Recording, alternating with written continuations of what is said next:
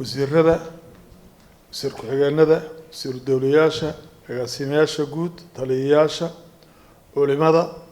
aqoon-yahanada odayada waa dhaqanka iyo dhammaan dadka ka soo qayb galay maanta muxuu ahaa aqoon isweydaarsigan ama workshopkan oo looga hadlayo muxuu ahaa amniga caasimadda iyo amniga dalka oo dhan gudaha aad baan idin salaamayaa assalaamu calaykum waraxmatullaahi wabarakaatu salaan kadib maanta oo bishu tahay 5 Oktoobar 2022 sharaf bay noo tahay inaanu ka soo qayb galno aqoon isweydaarsigan si aanu u cabirno oo ra'yigeena ama waxqabadkeena ama taladeena aanu ku biirino haddaanu nahay ciidanka booliiska Soomaaliyeed waxaa loo ujeedada ugu weyn tahay waa laba arrimood arrintu waxa weeye ummadda Soomaaliyeed qaybta aanu ku lahayn ka haddaanu nahay booliiska iyo doorka aanu ku lahayn ama dawladda dhan bayaanan dhihin booliiska kaliya dawladda dhan kaalinteedii wixii tabarteeda wixii dani gaarsiin weyda mooye dawladdu waxay ka shaqeynaysaa inay amniga dalka oo dhan xasiliso oo caasimaddu ay u horeyso inay muxuu ahaa dawladda ka go'an tahay wixii awood ciidan dhaqaale fikir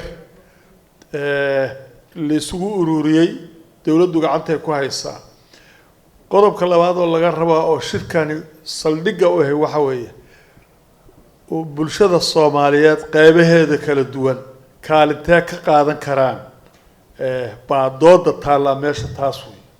dawladdu iyada isku maqan iyada xisaabtamaysa iyada og beesha wuxuu marayaan aniga lama weydiinayo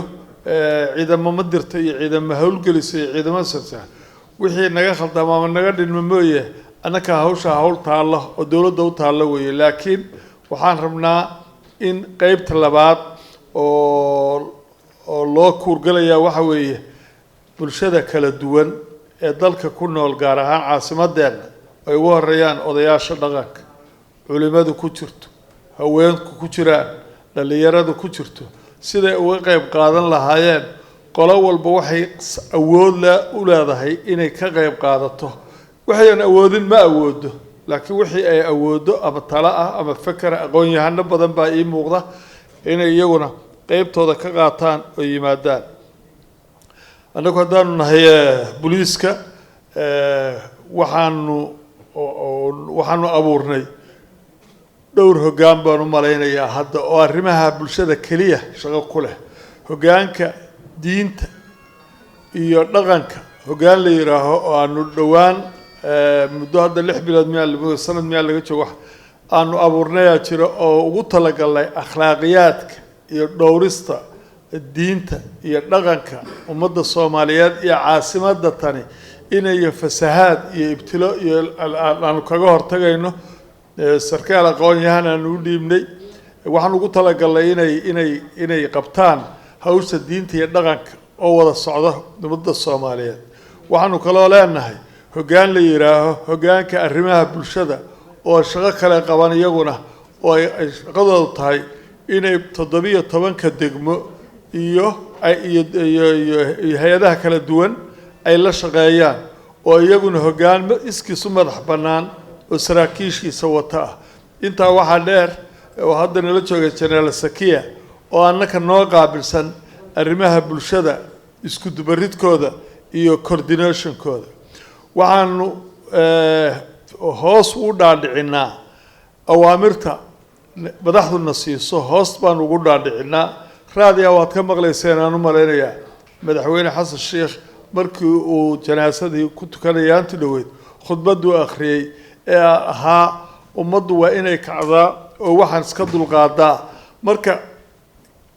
khudbadaas ama inteena tan hadda in meesha fadhida hadallada halka laga jeedin doono waxa asal u ah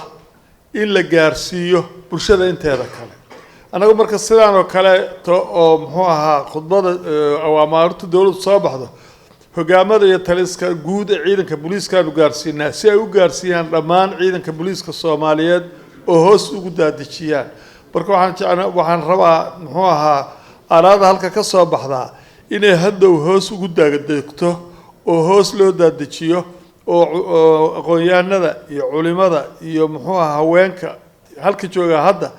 ay ummadda inteena yar kuma koobnee inaanu gaarsiino hoos u daadejino waa waxna kana ka sugaayo weey anagu waxaanu farray taliyaasha saldhigyada inay taliye walba uu tago degmadiisa inta iskuule ku taal oo uu tago oo uu subaxii marka ardadu quraanka akhriska inteeyan galaaska galin hor istaago la hadlo ay bartaan caruurta iskuulka dhiganaysa ay bartaan xaafadda ka bartaan yarahan taliyahan saldhigu waa ka oo haday wax u narkaan ay u soo sheegaan marka waxaan rabaa inaanu hoos u daadejino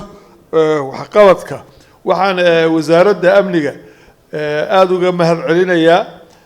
qabanqaabada ay soo qabanqaabiyeen iyo fakarka ay keeneen iyadoo in la ururiyo maskaxda ku jirta bulshada Soomaaliyeed ee ku nool magaalada Muqdisho intay ururiyaan oo meel isugu geeyaan fulintoodana hadhow dadweynaha laga sugaaya aad iyo aad waxaan kaga mahad celinayaa sida wanaagsan noo dhegeystaan iyo sida uga soo qayb gasho wassalaamu calaykum waraxmatullaahi wabarakaatuh